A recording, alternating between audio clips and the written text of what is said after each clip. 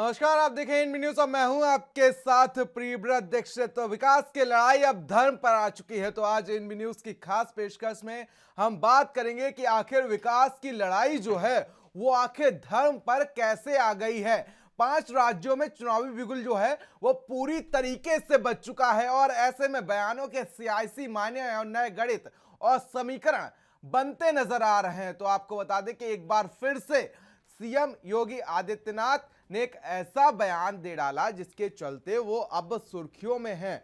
तो आपको बता दें कि उन्होंने 80 और 20 का एक नया फॉर्मूला दिया है। आपको बता दें कि राजनीतिक दल लगातार अपनी राह बदल लेते हैं और वो विकास की बातें करते करते आपको बता दें कि वो सियासत धर्म पर ले आते हैं, क्योंकि विकास के तराजू में तौलते तौलते वजन हल्का लगने लगता है और फिर धर्म के नाम पर वोट बैंक को टारगेट किया जाता है। और आपको बता दें कि एक बार फिर से धर्म की राजनीति गरमाती जा रही है। सीएम योगी आदित्यनाथ ने एक ऐसा बयान दे डाला जिसमें विपक्ष को बैठे बिठाए का मुद्दा मिल गया। उत्तर प्रदेश के मुख्यमंत्री योगी आदित्यनाथ का बयान यूपी के चुनावी माहौल को गरमा चुका है। योगी आदित्यनाथ का कहना है कि यूपी में 80% हिंदू बीजेपी के पक्ष में है, इसलिए इस बार की लड़ाई 80 बनाम 20 की है।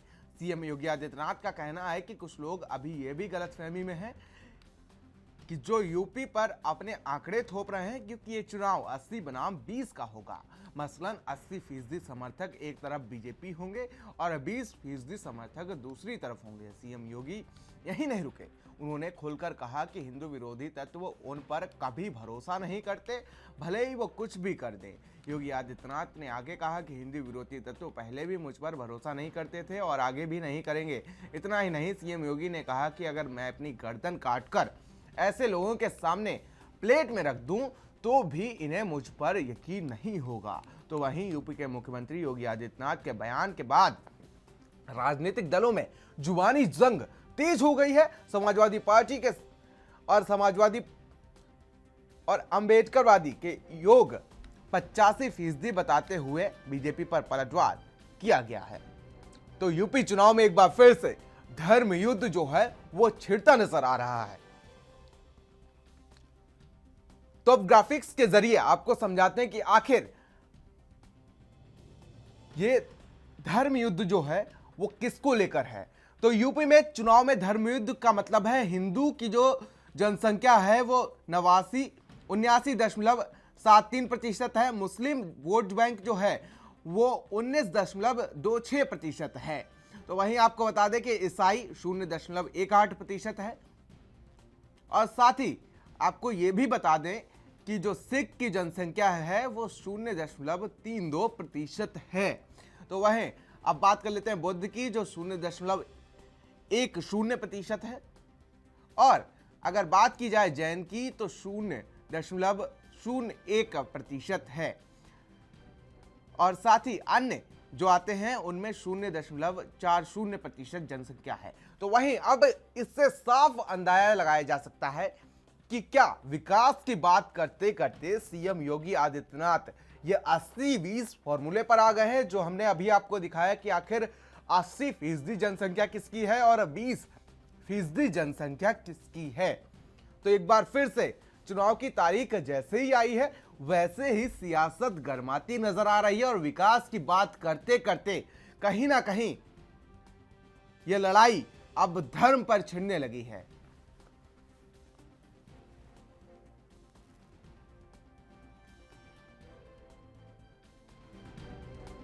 आपको बता दें कि धर्म पर लड़ाई आ चुकी है और एक बार फिर से सीएम योगी आदित्यनाथ का एक बयान जो है वो इस समय सुर्खियों में है।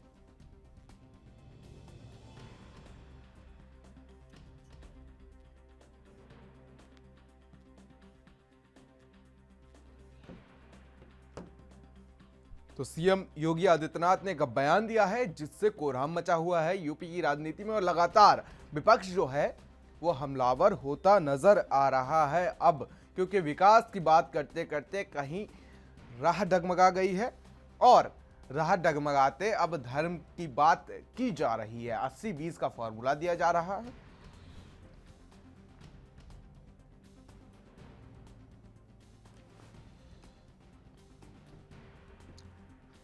तो सीएम योगी आदित्यनाथ का जो बयान है उस पर कोहराम मचा हुआ है और 80-20% का फॉर्मूला दिया जा रहा है और विकास की लड़ाई जो है वो अब धर्म पर आ चुकी है। तो वहीं चुनाव की तारीख जैसे जैसे आ रही है वैसे वैसे सियासत गरमाती नजर आ रही है।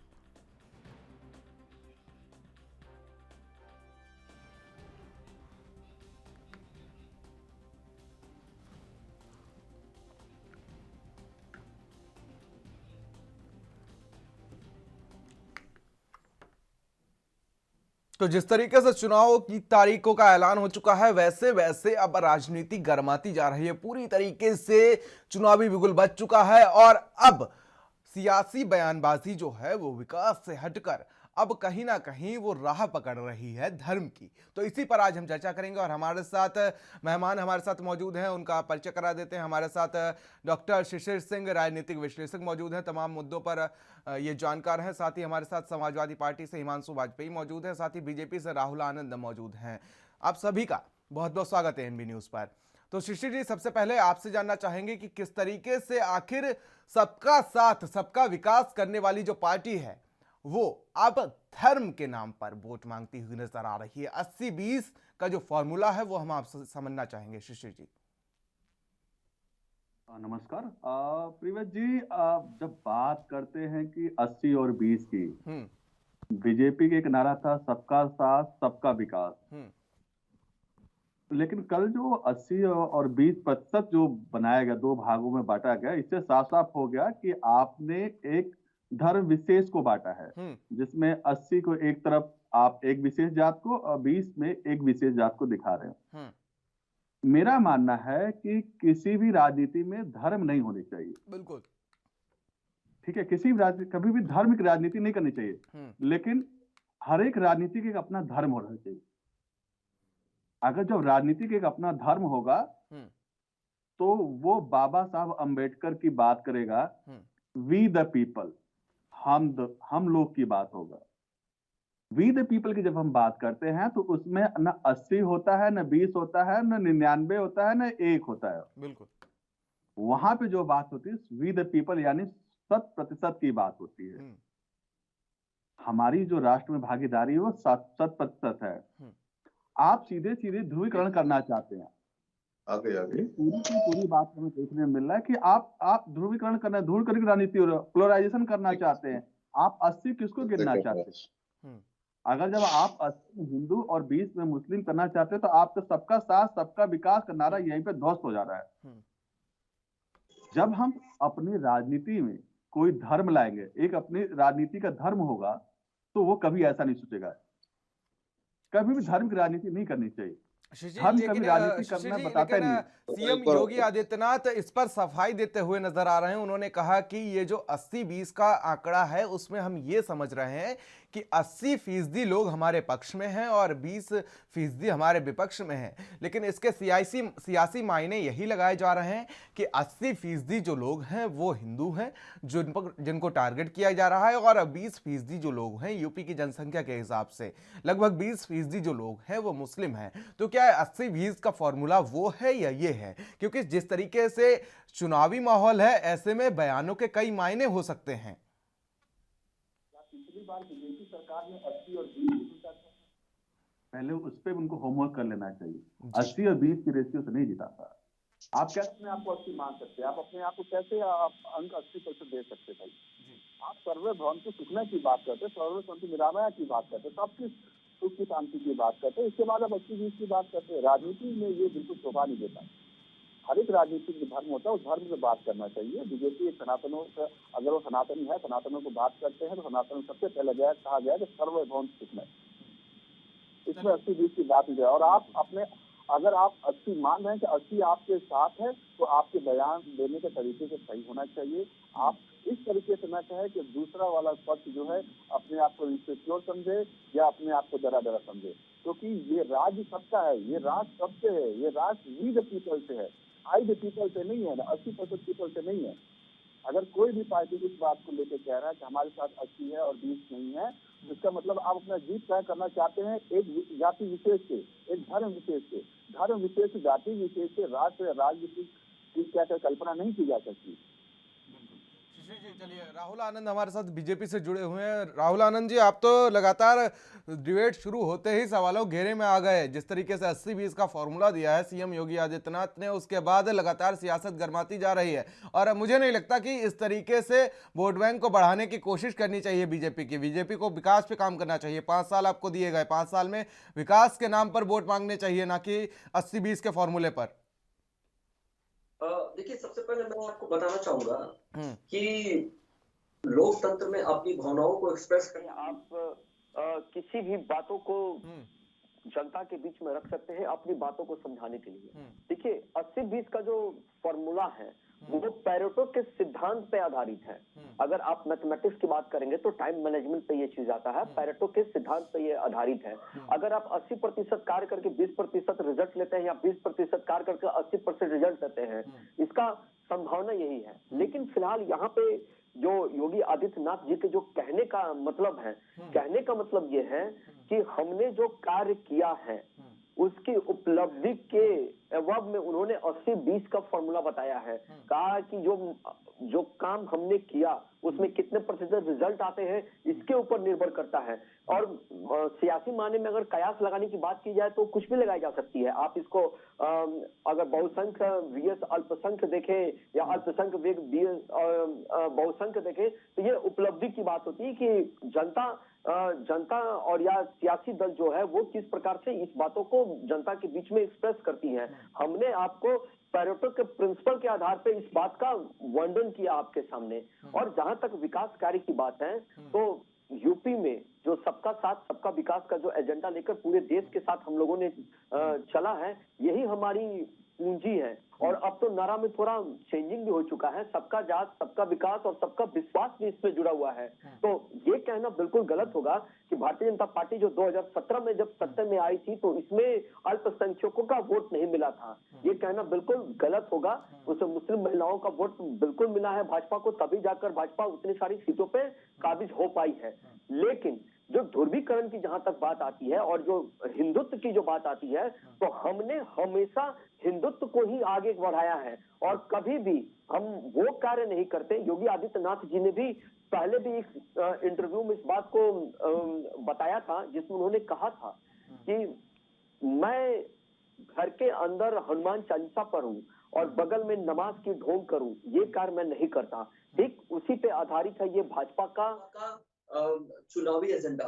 हम ध्रुवीकरण हिंदुत्व को लेकर करते हैं, हम दिखावा की बात नहीं करते हैं, जो हम हैं वही दिखाते हैं। ठीक नहीं, देखिए जिस तरीके से अगर 80-20 का फॉर्मूला भी दिया जाए तो सरकार का तो यही काम होना चाहिए कि 80 और 20 का कोई फर्क नहीं होना चाहिए। 80% वालों को भी वही वरीयता देनी चाहिए जो आप बचे हुए 20% की बात कर रहे हैं। अगर आप 5 साल में 100% जनता को नहीं मना पाए हैं तो कहीं ना कहीं मैं ये नाकाम सरकार समझता हूं। राहुल आनंद जी, मैं आपको एक चीज और बताना चाहूंगा कि जब से जो अभी जो आपने प्रश्न किया जिसमें आपने कहा कि सबको समानता मिलना चाहिए, आप कोई ऐसा एंगल उठाकर बता दीजिए। हाँ, ये हो कि केंद्र की या राज्य की जो भी योजना है, चाहे वो अल्पसंख्यक के लिए हो या फिर बहुसंख्यक के लिए हो या किसी के पास पहुंचा कि नहीं पहुंचा। मैं कुछ दिन पहले की आपको बात बता रहा हूँ, मैं काशी विश्वनाथ गया था जहाँ पर अल्पसंख्यक समुदाय के लोग वहाँ आसपास में बहुत हैं। लेकिन उनका भी अगर बयान सुना जाए तो उन्होंने भी कहा कि इस सरकार में दंगा नहीं हुआ और जो दंगा करने वाले लोग थे उनसे पेनाल्टी वसूला गया जिसके वजह से हम बदनाम हुआ करते थे। तो कहीं ना कहीं ये जो विकास की जो धारा है वो नीचे तक जाकर जो बह रही है, यही विश्वास और यही जमा पूंजी है भारतीय जनता पार्टी के लिए। और इसमें कदापि भी कोई किंतु परंतु का संयस नहीं है कि किसी अल्पसंख्यक को सरकार द्वारा कोई चलाया जा रहा कार्य उनको नहीं मिला। ये सिरे से इसको मैं खंडन करता हूं कि ऐसी कहीं कोई बात नहीं है। सरकार सबके लिए है। और सार्थकता है। हिमांशु वाजपेयी हमारे साथ जुड़े हुए हैं समाजवादी पार्टी से। हिमांशु वाजपेयी जी, आखिर जिस तरीके से राहुल आनंद जी कह रहे थे कि हमारी सरकार में कोई दंगा नहीं हुआ, हम 80-20 की राजनीति नहीं करते हैं, तो ऐसे में क्या 80-20 का जो बयान आया इसके क्या कुछ सियासी मायने हैं? क्या 20% जो वोटर हैं वो आपकी पार्टी को फेवर करने वाले हैं? के माध्यम से योगी आदित्यनाथ जी को बधाई देना चाहूंगा कि उन्होंने कम से कम आगे आकर मोदी जी के सबका साथ, सबका विकास और सबका विश्वास के नारे की हकीकत जनता के सामने रख एक मुख्यमंत्री द्वारा प्रदेश की जनता को प्रतिशत में बांटना है बेहद दुर्भाग्यपूर्ण है।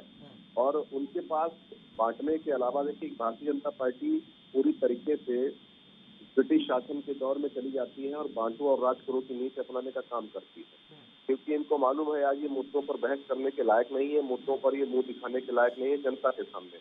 अब मैं पूछना चाहता हूँ अपने भारतीय जनता पार्टी के प्रवक्ता से कि जो 80 और 20% का जो बंटवारा योगी आदित्यनाथ ने किया है, उससे ये भी स्पष्ट कर दें कि जो किसान मरे हैं वो कितने प्रतिशत में थे, जो शिक्षा मित्रों ने खुदकुशी करी है 5 वर्ष में वो कितने प्रतिशत में आते थे, जो नौजवान लखनऊ में पीटे जा रहे हैं वो कौन से प्रतिशत कौन से हिस्से में आते हैं, जिन बेटियों के साथ बलात्कार हुआ जिनको जबरन पुलिस ने जला दिया वो कौन से प्रतिशत में आती हैं, गोरखपुर का अमन त्रिपाठी मासूम बच्चा जिसका अपहरण के बाद हत्या हो गई, जिसकी बहन और माँ आज भी धरने पर बैठी है, वो किस हिस्से में आती हैं, कौन से प्रतिशत में आते हैं, योगी आदित्यनाथ जी ये भी स्पष्ट कर दें कम से कम।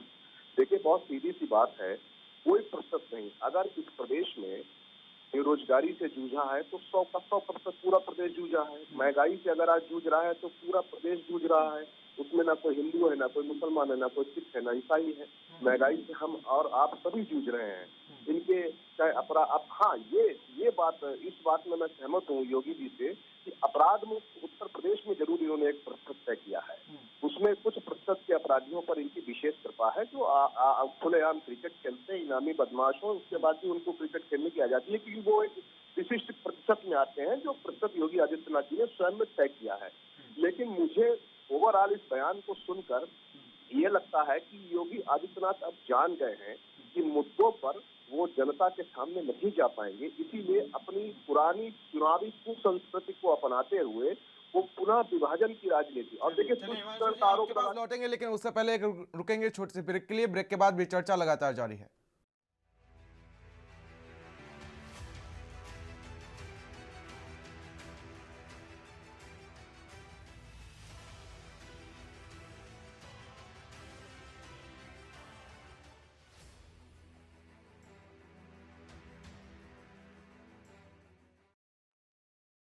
तो ब्रेक के बाद आप सभी का स्वागत है एनबी न्यूज में, और हमारे साथ तीनों मेहमान हमारे बने हुए हैं। और हिमांशु वाजपेयी जी, जिस तरीके से 80 और 20 का ये बयान सामने आया है, इसको लेकर तमाम कयास लगाए जा रहे हैं। कुछ कह रहे हैं कि ये 80-20 जो है वो हिंदू और मुस्लिम का रेशियो बताया है जिस तरीके से जनसंख्या है, और कुछ कह रहे हैं, बीजेपी कह रही है कि ये वो लोग हैं 80% जिनको हम अपना मानते हैं और 20% को अपना विपक्ष में मानते हैं। हिमांशु वाजपेयी जी, बयान को किस तरीके से भारतीय जनता पार्टी के लोग उनका व्यक्तिगत राय हो सकती है, लेकिन प्रदेश की पूरी जनता जानती है कि 80 और 20% से क्या संदेश उत्तर प्रदेश के योगी आदित्यनाथ जी देना चाह रहे हैं। और ये संदेश इसलिए देना चाह रहे हैं, मैंने अभी आपसे कहा कि इनके पास मुद्दों को लेकर जवाब नहीं है जनता के सामने, इनके पास बेरोजगारी को लेकर जवाब नहीं है, महंगाई को लेकर जवाब नहीं है, अपराध में दोहरा मापदंड अपनाने का, दोगलापन दिखाने का जवाब नहीं है इनके पास किसी भी बात का जवाब नहीं है। इसलिए अब एक इनका जो हथियार अंत में भारतीय जनता पार्टी के पास बचता है, उस हथियार को चलाने का काम योगी आदित्यनाथ जी करेंगे, क्योंकि स्पष्ट उनको साफ साफ दिखाई दे रहा है कि उत्तर प्रदेश में उनका क्या हाल होने वाला है और उत्तर प्रदेश की जनता तय कर चुकी है। अब किसानों के साथ बात नहीं कर पाएंगे। इनके तमाम विधायक आप देख रहे होंगे, एक विधायक जी के इनके मंच पे चढ़ पड़े, हम बुजुर्ग किसान ने क्या किया। इनके तमाम विधायक ऐसे हैं जिनको गाँव में घुसने नहीं दिया जा रहा है, प्रचार वाहनों को गाँव में घुसने नहीं दिया जा रहा है, सांसद सड़क पर दौड़ा कर पीटे गए। तो जनता में रोष है, जनता में गुस्सा है इनकी गलत नीतियों का, गुस्सा है इनकी अहंकार और तानाशाही के विरुद्ध, गुस्सा है इनके जो ये इस प्रकार का तुष्टीकरण की राजनीति करते हैं उसको लेकर। क्योंकि जब महंगाई होती है प्रियव्रत जी, तो महंगाई हिंदू मुस्लिम सिख ईसाई सबके लिए एक समान होती है। ऐसा नहीं है कि हिंदुओं को कोई विशेष ऑफर चल रहा हो भारतीय जनता पार्टी की सरकार में कि पेट्रोल 100 रुपए में बाकी लोगों को मिलेगा, हिंदुओं को 50 रुपए में मिलेगा, ऐसा कुछ नहीं है। सभी जूझ रहे हैं, सभी संघर्ष कर रहे हैं महंगाई के साथ। अब इनको चूंकि धार्मिक विभाजन करेंगे, इनकी चिरपरिचित अंदाज है इनका। चुनाव जीतने के लिए भारतीय जनता पार्टी हमेशा इस तरीके के फलसफे और इस तरीके के फार्मूले अपनाती है, लेकिन इस बार इनके ये फलसफे और ये फार्मूले निश्चित रूप से उत्तर प्रदेश में सफल नहीं होंगे, क्योंकि उत्तर प्रदेश की जनता मन बना चुकी है कि इनको उत्तर प्रदेश की गद्दी से हटाना ही हटाना है। शिशिर जी से पूछ लेते हैं कि आखिर क्या विकास के नाम पर नहीं वोट मांगे जा सकते थे? क्या सिर्फ ये 80-20 का फॉर्मूला दिया जा सकता था ऐसे समय में जब बिल्कुल चुनाव की तारीखों का ऐलान हो चुका है, बिल्कुल सियासत गर्म हो चुकी है, और ऐसे में 80-20 फॉर्मूला जो आ जाता है वो भी सीएम के द्वारा, तो ये क्या ध्रुवीकरण की राजनीति नहीं है, धर्म की? देखिए, सरकार चाहे वो बीजेपी की हो चाहे सपा की हो, ध्रुवीकरण की खेल तो दोनों सरकार खेलती, चाहे तीसरा क्यों न हो। ये ध्रुवीकरण खेल ये पुराना है, राजनीति का ये बड़ा एक अच्छा ये फार्मूला है कि हम इसका प्रयोग करते हैं और उससे प्रयोग करने के बाद हम जनता को अपने तरफ खींचने लगते हैं। सपा सरकार ने भी ऐसा किया, ऐसा नहीं सपा सरकार दूध की धुली हुई है। उसने भी एक विशेष जाति को जोड़ने के लिए कार सेवकों पे गोली चलवा दी। वो क्यों दिन भूल रहे हैं सपा सरकार? और सपा सरकार के मुख्यमंत्री ने कहा था कि रेप कांड पे कि युवाओं से गलतियां हो जाती हैं। ऐसा नहीं है कि सपा सरकार अपने आप में बहुत धुली हुई है और बीजेपी बहुत वो है। लेकिन अभी अगर बीजेपी के 80-20 की बात करें तो ये जरूर एक संशय पैदा करे कि 80 और 20% है क्या? ये लोग आप सफाई दे रहे हैं। अगर आप सर्वांगीण विकास कर रहे हैं तो आप सर्वांगीण लोगों से वोट मांगिए। आप ये मत कहिए कि 80% हमारे साथ है। आप ये कहिए कि उत्तर प्रदेश की सारी जनता हमारे साथ है। तो इसमें आपका आत्मबल दिखता है, इसमें आत्मविश्वास दिखता है। लेकिन जैसे ही आप कहते हैं कि आपके पास 80% है, 20% आपके पास नहीं है, तो वो सही बात है। सपा के प्रवक्ता ने स्वरूप कहा, वो 20% कौन है? क्या वो एक जाति विशेष की है? क्या वो धर्म विशेष के है? वो 20% है कौन? आपने जब सबका साथ सबका विकास की बात किया तो उसमें क्या कहते हैं कि 100% आता है। अब मैंने योगी जी के खुद प्रेस कॉन्फ्रेंस में सुना हुआ, उन्होंने कहा कि सर्वे भवन्तु सुखिनः सर्वे सन्तु निरामया। वो सबके बारे में सोचते हैं। तो सबके बारे में सोचते तो 20% ये कहां से है? ये 20% रोहिंग्या तो नहीं इनके लिए? ये कौन है 20% उत्तर प्रदेश में? आप एक मुखिया हैं, आप तो मुखिया होने का नाते आपका कर्तव्य बनता है कि आप सर्वांगीण विकास करें। जो विकास नहीं हो सका आगे भावी समय में उसके लिए आप बताएं कि ये हम करेंगे।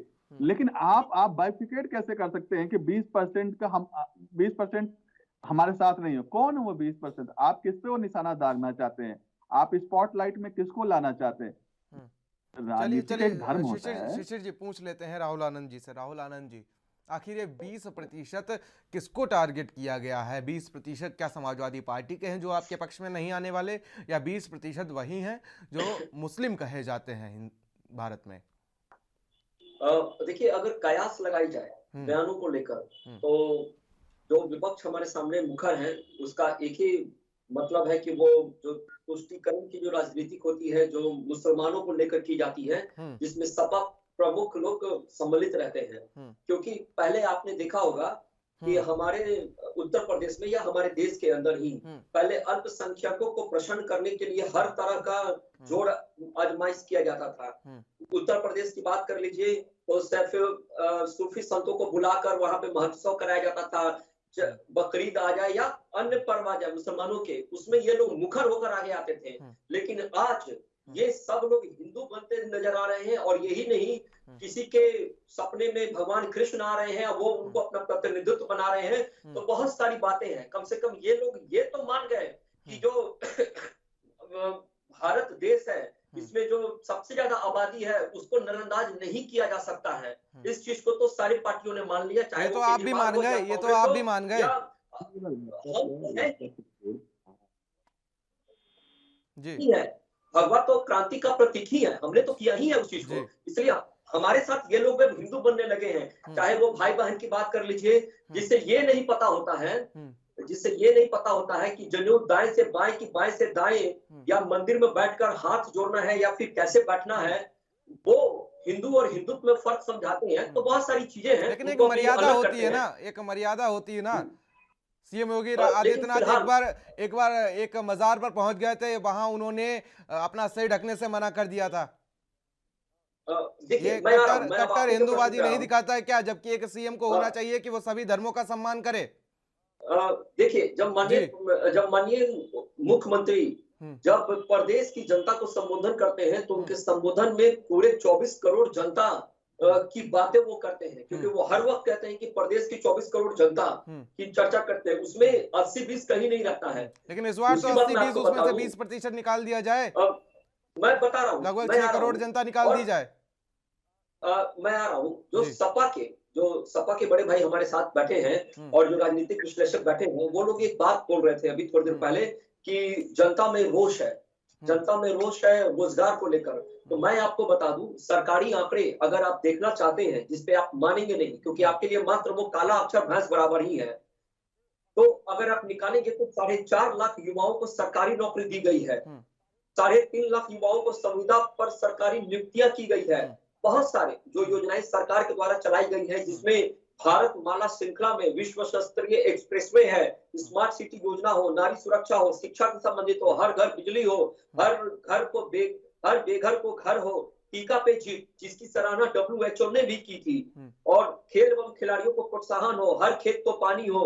लेकिन ये जो नकारात्मक बातें कर रहे हैं कि भाजपा के सांसदों को पीटा जा रहा है, निकाला जा रहा है, बिल्कुल मैं इस चीज को मानता हूं कि असामाजिक तत्वों द्वारा उनका विरोध किया गया है, लेकिन ये भी सच्चाई है कि जनता के सामने वही जवाब देने लायक होता है जो कार्यों को करता है। तो ये हमारी जवाबदेही बनती है। अगर घर में मेरे पिता मुझसे नाराज है तो जाहिर सी बात है कि अगर कुछ कमी मेरे अंदर होगी तो उसको दूर करना है। तो इसका मतलब ये नहीं होता है कि हम समाज में रोष पैदा कर दें। और दूसरी बात, जो राजनीतिक विश्लेषक ने भी एक बात कही जिसमें 80-20 के सिद्धांत पे वो चले, मैं उनके बात से भी सहमत हूँ। हमारे साथ विपक्ष में जो लोग हैं, जो लोग सीटें लेकर आए हैं, मैं अभी थोड़ी देर पहले पैरेटो के प्रिंसिपल की बात कर रहा था, वो एक मैथमेटिक्स कैलकुलेशन है। और इसमें भी देखा जाए, जो कांग्रेस को सीटें मिली, जो सपा को मिली, जो बीएसपी को मिली, तो जाहिर सी बात है वो हमारे विपक्ष के एजेंडा में है, 20% में वो भी आ सकते हैं हमारे साथ में। लेकिन जब गोरखनाथ मंदिर आप जाएंगे तो गोरखनाथ के परिसर में सबसे ज्यादा अगर दुकानें हैं तो वो मुस्लिम भाइयों की ही दुकानें हैं। वहां पे कोई ये नहीं कहता कि वो मुसलमान है, वो हिंदू है। तो वहां जाकर जो आपसी सौहार्द जो नजर आता है वो जरूर दिखता है। आपने तुष्टीकरण किया और हमने वही किया कि हमने राम को लाया तो राम को लाने वाले को जनता लाएगी। आपने CAA NRC का विरोध किया, तो राम जी के पास पेपर था तो आज उनको घर मिल गया। तो कहीं ना कहीं सब चीज एक दूसरे से इंटरकनेक्टेड होती है। तो आप चुनावी एजेंडा में तुष्टीकरण कर सकते हैं, हम नहीं कर सकते हैं। हम जो मुस्लिम महिला की सशक्तिकरण की अगर बात हो तो वहां भारतीय जनता पार्टी ही है जो मुस्लिम महिलाओं पे अत्याचार जब हो रहा था, ट्रिपल तलाक को खत्म किया गया है और इसका विरोध किया था सपा के मुखिया ने, उसका विरोध किया था सपा के लोगों ने। तो कहीं ना कहीं अगर जब हम सबका साथ सबका विकास की बात करते हैं तो उसी एजेंडा में एक कदम हम अपने आप को आगे रखते हैं। और बयानों को तोड़ मरोड़ से किसी भी तरह से कहीं भी पेश किया जा सकता है, लेकिन जनता आज के डेट में समझदार है और वो समझती है। जो उत्तर प्रदेश में सपा की सरकार में 500 से ऊपर, चलिए समझदार है, लेकिन आप समझाने में तो समझदार है अगर, तो आप समझाने में तो असमर्थ साबित हुआ। आप समझाने में असमर्थ साबित हुए पूरी तरीके से। आखिर आप क्यों नहीं समझा पाए किसानों को कि उनका जो आप बिल लाए थे किसानों को लेकर 3 कृषि कानून बिल, वो आखिर क्यों नहीं समझा पाए? अगर जनता समझदार है तो राहुल आनंद जी, या उनके कोई फायदे ही नहीं थे? किसानों को सिर्फ नुकसान ही उठाना पड़ता था। नहीं, अब मैं आपको बताता हूं जी। सदन के अंदर जो आत्मा निवास करती है वो विपक्ष में निवास करती है। और विपक्ष ने भी अपने मैनिफेस्टो में इस प्रकार के कानून को लाने का बात किया था। अगर हमने विरोध झेला तो इसका मतलब ये नहीं साबित हो जाता है कि आगे भविष्य में किसानों को लेकर कोई कार्य नहीं किए जाएंगे। लेकिन अगर सुधार में विपक्ष भी हमारे साथ कदम से कदम मिलाकर रहेगा तो जाकर स्थिति कुछ और होगी। आपने देखा होगा कांग्रेस की सरकार में एक बार स्वर्गीय अटल बिहारी वाजपेयी जी को विदेश का नेतृत्व करने के लिए भेजा गया था, देश का नेतृत्व करने के लिए भेजा गया था, विपक्ष का नेता बनाकर। तो वही चीज सदन के अंदर भी चाहिए कि जब कृषि कानून आ रहा था और जब भ्रामक प्रचार की जा रही थी और जबकि कांग्रेस ने मैनिफेस्टो के पेज नंबर 9 में इस बात का जिक्र किया था, हो सकता है कि उस समय ऐसी स्थिति रही हो कि आपको तत्काल कुछ फायदा लेना हो, तो आपने इसको बहुत लंबा खींचा। लेकिन अगर सुरक्षा व्यवस्था की बात की जाए, अगर हालात की बात की जाए, राष्ट्रीयता की बात की जाए, तो कहीं ना कहीं जो आईबी के रिपोर्ट्स आए थे तो खालिस्तानियों समर्थक इस पे काफी ज्यादा प्रभावशाली ढंग से हाईजैक कर रहे थे। तो अगर एक कदम पीछे हटते हैं माननीय प्रधानमंत्री जी माफी मांगकर, तो इस देश की राजनीति में, और पहले से भी हमने देखा है कि इस देश का राजनीति एक साल बाद हटते हैं पीछे, एक साल बाद पीछे हटते हैं जब 700 किसान मौत के घाट उतर जाते हैं। देखिए ये आपको करना वही था, आपको करना वही था, लेकिन चुनाव की तारीख जब सामने आई तब आप पीछे हट गए। आपको लगता था कि यूपी में जिस तरीके से विरोध सामना करना पड़ रहा है, आप पंजाब में विरोध का सामना करना पड़ रहा है, आपको उत्तराखंड में विरोध का सामना करना पड़ रहा है, जबकि यूपी में उत्तराखंड में आपकी सरकार और पंजाब में आप सियासी जमीन तलाश रहे हैं। तो कहीं ना कहीं आपको क्या लगता था कि इसकी जो दिल्ली बॉर्डरों की जो झुलस है वो यूपी, उत्तराखंड और पंजाब के चुनाव में आपको देखने को मिलेगी? तो क्या तभी ये हटा लिए गए थे क्या चुनाव की तारीखों के आते हुए? देखिए देश के अंदर अगर कोई भी निर्माण होता है या कोई भी कार्य होता है, और हमारे देश की ऐसी स्थिति रही है कि हर वक्त कहीं ना कहीं कुछ ना कुछ चुनाव होते रहते हैं, तो इसका मतलब ये कदापि नहीं होता है कि जो डिसीजन मुझे लेना है उसको चुनाव को देखते हुए लिया जाए। ये ऐसी कयास लगाई जाती है, लेकिन ऐसा होता नहीं है, क्योंकि अभी भी अगर आप देखेंगे तो कुछ ऐसे अहम फैसले लिए गए हैं सरकार की तरफ से जिसमें इस बात का प्रतीत हुआ है कि चुनाव 5 राज्यों में भी है, लेकिन उसमें उसको उससे नहीं जोड़ते हैं।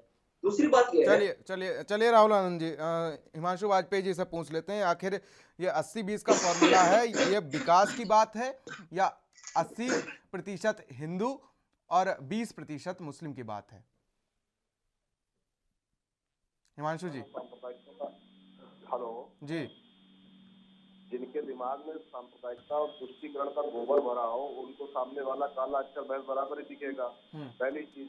दूसरी चीज मैं बता दूं, इनको शर्म आनी चाहिए कि एक संवैधानिक मुख्यमंत्री एक संवैधानिक पद है, मुख्यमंत्री को पूरे प्रदेश की जनता चुनती है, इनको तो माफी मांगनी चाहिए। बतौर मुख्यमंत्री ऐसा भाषण देते हैं, ऐसी बात कहते हैं योगी आदित्यनाथ, पूरे प्रदेश की जनता को हिस्सों में विभाजित करते हैं, प्रतिशत में विभाजित करते हैं। इनको शर्म आने की बजाय ये विपक्ष को आईना दिखाने का काम करते हैं, विपक्ष को घेरने का काम करते हैं, विपक्ष पे सवाल करने का काम करते हैं। मैं तो आपसे पूछ रहा हूँ, ये जवाब दे दे भारतीय जनता पार्टी के प्रवक्ता कि जो 700 किसान दिल्ली की सरहद पर शहीद हुए वो कौन से हिस्से में थे? 80% में थे कि 20% में थे? जो कोरोना में हमने अपने लाखों भाइयों बहनों माताओं को खोया है, जिनको हमने ऑक्सीजन के लिए तड़प के मरते देखा, अस्पताल के दरवाजों के, अस्पताल के अंदर शमशानों में जो लाइन लगी थी, कब्रिस्तानों में जो लाइन लगी थी, ये भी बता दें कि वो 80% में थे कि 20% में थे? शिक्षा भी तो जो मैंने भी आपसे कहा, क्या महंगाई से जूझ रहा हो? अरे आपको शर्म आनी चाहिए। आप प्रदेश की जनता को प्रतिशत में बांटने का काम कर रहे हैं। उत्तर प्रदेश के अगर आपको सबका साथ और सबका विकास के नारे का यही हकीकत है, आप वापस लीजिए अपने सबका कहिए कि हमने झूठ बोला था सबका साथ और सबका विकास। जब आप चुनाव में खड़े होते हैं तब सबका साथ सबका विकास, नरेंद्र मोदी जी सबका साथ सबका विकास सबका विश्वास का नारा देते हैं, और उत्तर प्रदेश के अंदर योगी आदित्यनाथ 80% और 20% की बात करते हैं। और रही बात, अभी हमारे साथी कह रहे थे, अभी आपकी किसान मुद्दे की चर्चा करी, बहुत अच्छी बात है। मैं कह रहा हूं कि आपको आईबी की रिपोर्ट उत्तर प्रदेश चुनाव से पहले ही प्राप्त हुई। आईबी ने आपको उत्तर प्रदेश चुनाव के ठीक पहले बताना शुरू किया कि देश विरोधी गतिविधियां हो रही हैं। 1 साल से ऊपर समय से किसान बैठे थे, तब प्रधानमंत्री जी को अकल नहीं आए, तो प्रधानमंत्री जी की संवेदना किसानों के लिए नहीं जागी कि वो माफी मांग ले किसानों से। आपका गृह मंत्री का बेटा कुचल देता किसानों को, तब आपके किसी भी नेता के मुंह से एक शब्द निकला हो, बता दीजिए आप, किसी ने शोक संवेदना व्यक्त की उन किसान परिवारों के लिए? अरे आप लोगों को कोई एक पैसे की शर्म नहीं है। भारतीय जनता पार्टी के लोगों को अपने कुकर्मों को छिपाने के लिए आज धार्मिक चादर ओढ़ना चाहते हो, धर्म में बांटना चाहते हो प्रदेश को, अपनी विफलताओं को छिपाने के लिए इस प्रदेश की जनता को बांटना चाहते हो प्रतिशत के हिस्सों में, 80% और 20% के हिस्से में, और हमको ज्ञान देते हो उल्टा चोर कोतवाल को डांटे। आप लोगों को शर्म आनी चाहिए। आज चुनाव है, आज आपके पास मुद्दे नहीं है। अभी बहुत लंबी हमारी बातें कर रहे थे हमारी भारतीय जनता पार्टी के साथी कि हमने 50 लाख रोजगार दे दिया, 4 लाख यहाँ दे दिया, 4.5 लाख वहां दे दिया। एक पेपर तो आप ढंग से नहीं करा पाए।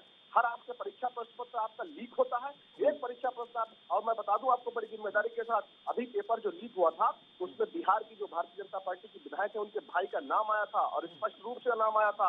आज तक उनकी गिरफ्तारी नहीं हुई, आज तक उनके घर जेसीबी भेजने की योगी आदित्यनाथ की हैसियत नहीं हुई। ये लोग सिर्फ और सिर्फ ढोंग करते हैं ईमानदारी का, भ्रष्टाचार मुक्त उत्तर प्रदेश बनाने का ढोंग करते हैं, सबका साथ और सबका विकास का ढोंग करते हैं। इनके अंदर जो जहर, जो नफरत इस मुल्क को बांटने की, और ये कोई आज की बात नहीं है, भारतीय जनता पार्टी ने सदैव लाशों के ऊपर चढ़कर राजनीति करने का काम किया है। हिंदू मुसलमान, लेकिन राजनीतिक विश्लेषक शिशिर सिंह जी कुछ लंबे समय से कहना चाह रहे थे, पूछ लेते हैं उनसे।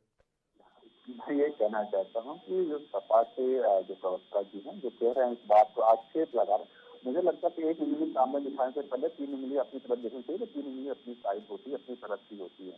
जहाँ तक वो शिक्षा की बात कर रहे थे, परीक्षा की बात कर रहे थे, तो मुलायम सिंह सरकार में और अखिलेश सरकार में थोड़ा सा झांक के देख ले, किसी एक जाति विशेष के लोग बहुत ज्यादा पास हुए थे और कितनी अच्छा सिलेक्शन वहाँ प्रक्रिया थी, ये जग जाहिर है।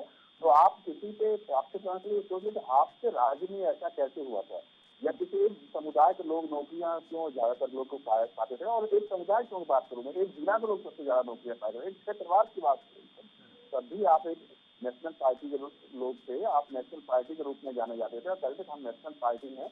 दिक्कतें क्या, पार्टी के साथ जब पार्टी जीतती है तो नेशनल पार्टी हो जाती है, जब पार्टी हारने लगती है तो एक राज्य की पार्टी होती है। सपा के साथ भी कुछ ऐसा हुआ है कि सपा ने भी अपने समय में ऐसा नहीं कि दूध के साथ रहे, बुले रहे कि नहीं उन्होंने जो किया बड़ा अच्छा बुली रहा है, नहीं, तो ऐसा नहीं, उनको भी अपने थोड़ा सा गिराबान में देखना चाहिए कि हमने ऐसा क्या किया है।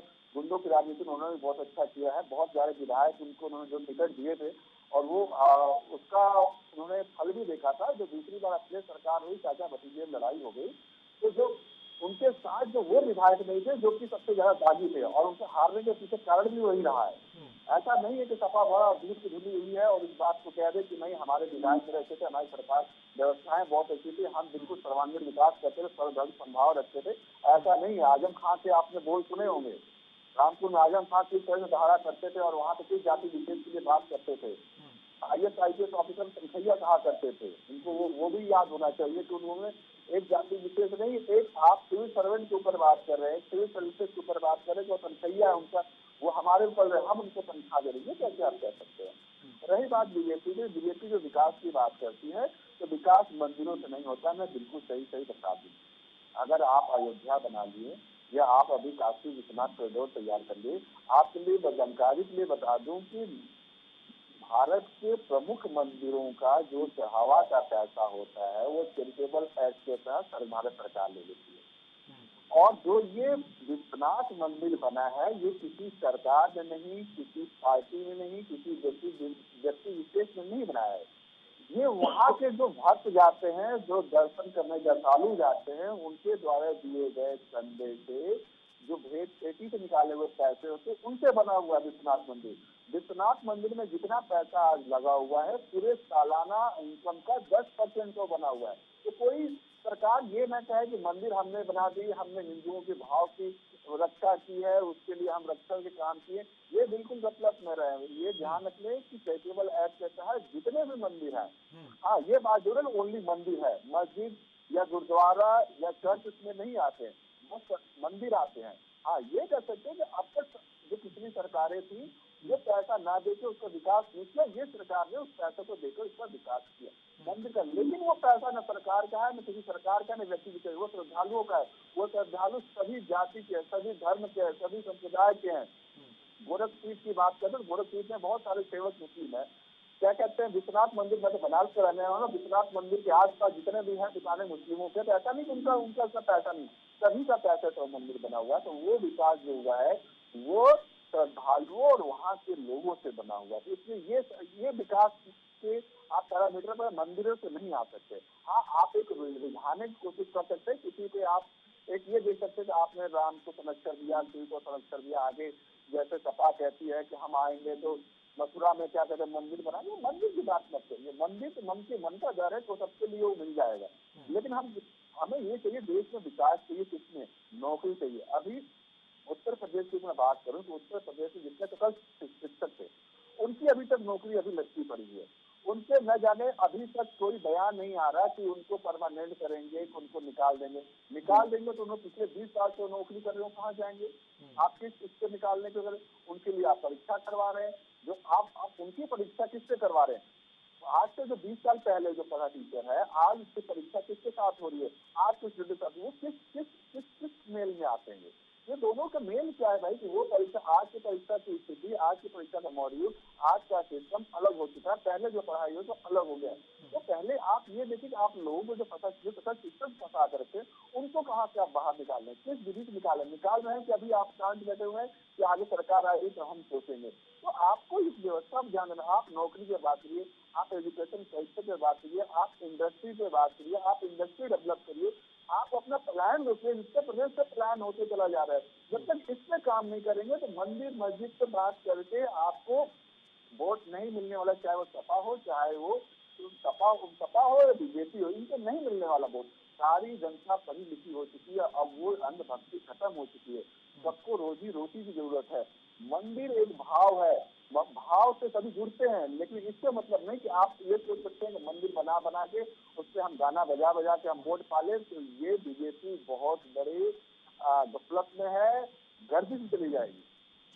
शिशिर जी आपके पास लौटेंगे, लेकिन राहुल आनंद जी से पूछ लेते हैं कि क्या मंदिर का विकास करना ही प्रदेश का सर्वांगीण विकास है, या आपने गरीबों के लिए भी कुछ किया है? क्या जो देश के अंतिम छोर पर व्यक्ति खड़ा है उसको भी आपकी जो योजनाएं हैं उनका लाभ पहुंचा है या नहीं? राहुल आनंद जी देखिए, अगर योजना की बात की जाए तो थोड़ी देर पहले जो मैंने सरकार द्वारा किया गया सारे कार्यों को मैंने आपको बताया, जिसमें 16 तरह की मैंने योजनाएं जो सरकार के द्वारा चल रही थी और जिसपे लोगों ने रोजगार भी पाया है, शिक्षा भी हुआ है, मेडिकल कॉलेज की भी नींव रखी गई है। अगर आप CMII के सर्वे को देखेंगे तो राहुल जी फिलहाल आपके पास लौटेंगे और बातचीत इस पर जारी रखेंगे, लेकिन यहाँ एक छोटे से ब्रेक के लिए रुकेंगे।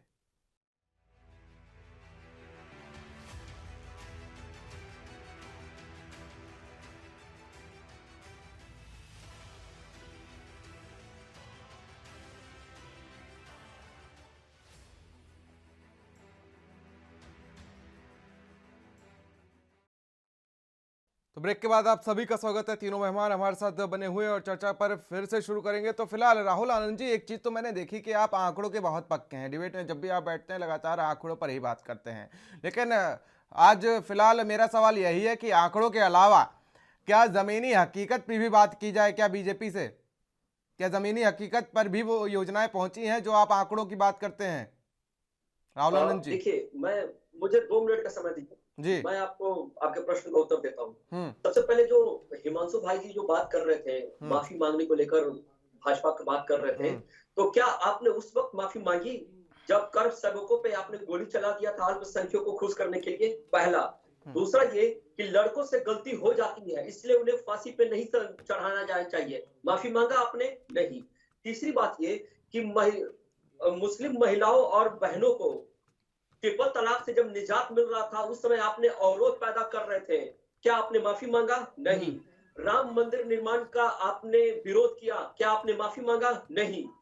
जहां तक आपने एक प्रश्न मुझसे जरूर किया कि मंदिर बनाकर क्या आप निर्माण कर सकते हैं, तो मैं आपको बस यही बताऊंगा, शुरुआत तो हमने किया, हिम्मत तो दिखाया कि जिस जगह का जो इतिहास है उस जगह पे उसको हमने पदस्थापित किया तो सही। मैं ये भी बात बिल्कुल सहमत हूँ कि ये जो पैसे आए थे, चलिए इस पर बाद में बात कर लेंगे, लेकिन आज अब फिलहाल इस पर बात करेंगे, समय हमारे पास कम है, लेकिन अब इस पर बात करेंगे कि आखिर क्या जो आंकड़े आप पेश करते हैं, लगातार आप डिबेट्स में आंकड़े लेकर ही आते हैं, और जो आंकड़े आप पेश करते हैं क्या उसका लाभ जो प्रदेश के आखिरी हिस्से में भी व्यक्ति खड़ा है, क्या उस तक वो लाभ पहुंचा है या नहीं, या सिर्फ आंकड़ों पर ही वो आंकड़े रह जाते हैं?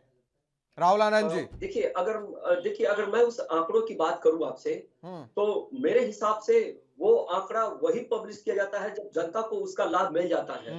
लेकिन ये मीडिया के मित्रों का भी काम है कि इसकी सच्चाई या सत्यता की जांच करे कि ये वास्तव में ये हुआ है या नहीं हुआ है। क्योंकि अगर सरकार किसी भी कार्य योजनाओं को क्रियान्वित करती है तो एक वो डाटा तैयार होता है कि कितने लोगों को लाभ हुआ है। मैं वही डाटा लेकर आपके सामने पेश करता हूँ, क्योंकि अगर तथ्य रखा जाए तो जो मैं इधर उधर की जो बातें कर आपका टाइम जाया करूंगा, इससे मैं बचूंगा। और जो सम्मानित जनता जो 1 घंटा निकालकर बातों को सुनती है, उनके सामने भी ये आंकड़े पेश होंगे तो उनसे भी पारदर्शिता आएगा। और यही बात है कि फर्क बनेगा कि किस लेकिन सरकार उसी ने क्या जनता के कार्य बारे में किया फिलहाल है। आप सोच लीजिए कि आप जो आंकड़े रखते हैं, क्या जमीनी हकीकत तक वो आंकड़े पहुंचते हैं? और फिर वो जनता का क्या रिएक्शन होता होगा अगर आपके आंकड़े झूठे साबित होते हैं, राहुल आनंद जी? देखिए, प्रदेश के अंदर कोई भी विकास की योजनाओं का जब क्रियान्वयन होता है, तो मैं ये नहीं कहता कि जो हमारे प्रदेश की जो जरूरतमंद जनता है सब जगह पहुंच गया होगा। मैं इस बात को कमिटमेंट नहीं करता हूं, लेकिन मैं इस चीज को जरूर कहता हूं कि हमने प्रयास अपना जारी रखा है। उसी जरूरतमंद जनता के बीच में हमारा कार्य पहुंच रहा है। तब जाकर इसकी सत्यता होती है, तभी जाकर ये आंकड़े नजर आते हैं। हाँ, ये रोष भी पैदा हो सकता है कि हो सकता है कि कोई योजना किसी जरूरतमंद को नहीं मिली हो। मैं इस चीज से भी बिल्कुल सहमत हूँ। अगर मिलती है तो उसमें कहीं ना कहीं एक हिस्सा निकल जाता है अधिकारियों के लिए, उस पर भी आप नाकामयाब साबित है शायद। देखिए, अगर एडमिनिस्ट्रेशन की बात करें, प्रशासनिक बात करें, तो योगी आदित्यनाथ जी के सरकार में प्रशासन को हनुमान जी की तरह बस उनके शक्ति का बोध कराया गया था कि आपके पास कलम में ताकत है, आपके पास बंदूक में ताकत है। अगर अपराध को नियंत्रण करना है तो अपराध को नियंत्रण करिए। अगर आपके कलम से किसी एक व्यक्ति को जरूरत पूरी हो सकती है तो आप उसको भी कीजिए। तो हमने प्रशासन पे कंट्रोल कर जो भी योजनाएं हैं उसको क्रियान्वयन कराने में मदद की है। चलिए, शिशिर सिंह जी हमारे साथ मौजूद हैं। शिशिर जी, आपने काफी गहन मंथन भी किया है, जिस तरीके से आप तमाम मुद्दों पर जानकार हैं। आप गांव के ही रहने वाले हैं और आपने तमाम मुद्दों पर इस पर चर्चा भी की है और तमाम जो गांव होते हैं उनको आपने बड़े अच्छे से समझा है, परखा है। हम आपसे जानना चाहेंगे कि आखिर क्या जो सरकार की योजनाएं हैं, मैं ये नहीं कह रहा हूं कि पिछले 4 सालों की या 5 सालों की, ठीक है, क्या जो सरकारी योजनाएं चलाई जाती हैं, क्या उनका लाभ जो है गरीबों को मिल पाता है? और आखिर वो लाभ मिलता है तो किस समय के लिए मिलता है? क्योंकि हमने उज्ज्वला योजना में देख लिया, उज्ज्वला योजना में जिस तरीके से सिलेंडर तो बांट दिए गए, लेकिन उन पर ना सब्सिडी दी जाती है। तो एक बार वो सिलेंडर तो ले गए, लेकिन उसके बाद उन पर भरवाने के भी पैसे नहीं है, दोबारा वो रिफिल करवा लें उसको। शिशिर जी, देखिए, किसी भी योजना के तहत आप कोई वस्तु बांट सकते हैं, एक बार वस्तु का वो सदुपयोग कर सकता है, लेकिन जब तक आपके पास कोई उद्योग धंधा ना हो, सर्विस सिस्टम ना हो, आय का कोई आमदनी का कोई रास्ता ना हो, तो वो गैस कैसे भरवाएगा? बिल्कुल। पहली बात ये है कि आप एक बार उसमें चूल्हा दे सकते हैं, एक बार सिलेंडर दे सकते हैं, लेकिन वो गैस भरवाने के लिए जो 1000 रुपए चाहिए वो कहां से आएगा? बिल्कुल। आप वो 1000 रुपए के लिए आपने कोई व्यवस्था बनाई है? आपने क्या कोई ऐसा उद्योग धंधा वहां सामने खोला है? क्या आपने उनके आमदनी के लिए कोई व्यवस्था की है? नहीं। इसलिए पलायन होता चला जा रहा है। उत्तर प्रदेश, बिहार में पलायन का मुख्य कारण यही है कि वहां पे कर्मचारियों होने के बावजूद वहां पे उद्योग धंधे नहीं है, वहां पे चीजें क्लियर नहीं। एग्जाम हो रहे हैं तो एग्जाम का रिजल्ट नहीं आ रहा। उत्तर प्रदेश में ये कहा जाता है कि पहले एग्जाम दीजिए, फिर पास होइए, फिर कोर्ट में जाइए, फिर नौकरी पाइए। तो यानी कि आप तो बिल्कुल नौकरी ऐसे पा ही नहीं सकते, आपको कोर्ट टू कोर्ट भटकना है। कोई भी एग्जाम, आप चाहे वो क्लियर पास हो, चाहे वो नकल वाली व्यवस्था क्यों ना हो। अभी भी उत्तर प्रदेश में बहुत सारे नौकरी की जो चीजें आई हैं वो अभी तक क्लियर ही नहीं हुई। सब के सब हाई कोर्ट में फंसी पड़ी हुई हैं, या कोई टीचर की पूरी अभी भर्ती नहीं हो पाई। तो चीज का मूलभूत जो आवश्यकता है वो कहां से पूरा होगा? और जो भी नौकरियां थी वो भी खींच ली गई। शिशिर जी, वही तो मैं कह रहा हूं कि आपको अगर ये चीजें नहीं देंगे तो आप सिलेंडर सस्ते कर दे, उससे तब तो समझ में आता है, लेकिन सिलेंडर बांट के आप सिलेंडर के दाम बढ़ा देंगे, आप चीजें कैसे लेंगे? आपको मैं एक बड़ा छोटा सा उदाहरण देता हूं कि देश में वैक्सीन मुफ्त बांटा गया, बड़ी वाहवाही हुई कि वैक्सीन बांटा गया, लेकिन उसके ठीक बाद पेट्रोल के दाम 100 रुपए से ऊपर हो गए, 110 रुपए तक। आपने तो उस चीज वैक्सीन का दाम आपने कान दूसरे तरफ से पकड़ के ले लिया। आपने कहां लोगों को छोड़ा? आप तो जेब काट रहे हैं डायरेक्टली। आप यूरिया का दाम बढ़ा दिए, आप कह रहे हैं किसान की आमदनी दुगनी हो गई, यूरिया का दाम आपने दोगुनी कर दी। कहीं कहीं यूरिया मिल नहीं रहा, सरसों तेल का दाम आपने दुगना कर दिया। आप किसान के मुद्दों को सुनने के लिए राजी नहीं थे। और एक सरसों साल के तक रेट आप वही उसको है लटकाए शिशिर जी, रहे। सरसों के तेल के दाम बढ़े हैं और सरसों के रेट वही है। सरसों के वही तो मैं कह रहा हूं कि उसे इसेंशियल चीज से बाहर निकाल दिया ना। जब कोई चीज इसेंशियल चीज से बाहर निकाल दिया जाता है तो वो कॉर्पोरेट व्यवस्था में चली जाती है। कॉर्पोरेट व्यवस्था अपने हिसाब से उसकी एमआरपी तय करती है। जैसे हमारे यहाँ ब्रेड पे या बहुत सारे देशों में ब्रेड पे क्या है कि सब्सिडी देती है सरकार, रोटी भी देती है। रोटी खाएगा किससे? आप तेल ही नहीं देना चाहते, आप सब्जी बनाएगा आदमी किसमें? चीजें ये हो रही है। हमारे माननीय प्रधानमंत्री को 20 मिनट पंजाब में रुकना पड़ा, वो बहुत गलत हुआ, लेकिन 20 मिनट को उनको कष्ट समझ में आया। लेकिन कृषि कानून को लेके 1 साल तक किसान बैठ रहे हैं, वो कष्ट कब समझ में आया? अब समझ में आया जब हमारे पास उत्तर प्रदेश में इलेक्शन होने हैं। तो चीजों को ये बिल्कुल नहीं होना चाहिए था कि किसी भी प्रधानमंत्री को, उस गाड़ी में प्रधानमंत्री बैठा था, ना कोई मोदी बैठा था ना कोई कुछ बैठा, प्रधानमंत्री, उसकी सुरक्षा सुनिश्चित होनी चाहिए। 20 मिनट में कष्ट उनको हुआ, वो कष्ट उनको भी महसूस करना चाहिए कि 1 साल से किसान बैठे हुए हैं। हम धरती को फाड़ के अनाज उगाते हैं, हमें अन्न कहाँ से मिलता है? हम नौकरी करते हैं या कुछ भी करते हैं 2 वक्त की रोटी के लिए करते हैं। अगर वो रोटी हमें ढंग से नहीं मिल रहा है, जो रोटी उगाने वाला है ढंग से नहीं, तो हमें कहाँ से मिलेगी? चलिए जी, हम कैपिटलिज्म तरफ बढ़ रहे हैं, समाजवाद को छोड़ रहे हैं, सोशलिज्म खत्म हो चुका है। जी बिल्कुल शिशिर जी, लेकिन जिस तरीके से फिलहाल ये मुद्दा बना हुआ है 80-20 का फॉर्मूला और सीएम योगी आदित्यनाथ का एक बयान सामने आया था, ये सच में चौंकाने वाला है कि 80 और 20 को टारगेट करके वोट बैंक की राजनीति की जा रही है। फिलहाल आप तीनों मेहमानों का हमारे साथ बने रहने के लिए शुक्रिया। तो ये जिस तरीके से विधानसभा चुनाव नजदीक आते हैं वैसे वैसे सियासी बयानबाजी जो है वो तेज होती नजर आती है और तेज होने के साथ साथ धर्म विशेष को टारगेट करने की कोशिश भी की जाती है। तो फिलहाल विकास की लड़ाई और धर्म पर आई ये कितना सियासी, इसके क्या कुछ मायने हैं और क्या कुछ कयास लगाए जा रहे हैं, और जब ये ऐसे समय पर बयान सामने आया है जब पूरी तरीके से विधानसभा चुनाव का बिगुल बज चुका है और चुनावी तारीखों तक का ऐलान हो चुका है। तो फिलहाल विकास की लड़ाई और धर्म पर आई एनबी न्यूज की खास पेशकश में इतना ही। तमाम ताजा तरीन खबरों के लिए बने रहिए एनबी न्यूज के साथ। नमस्कार।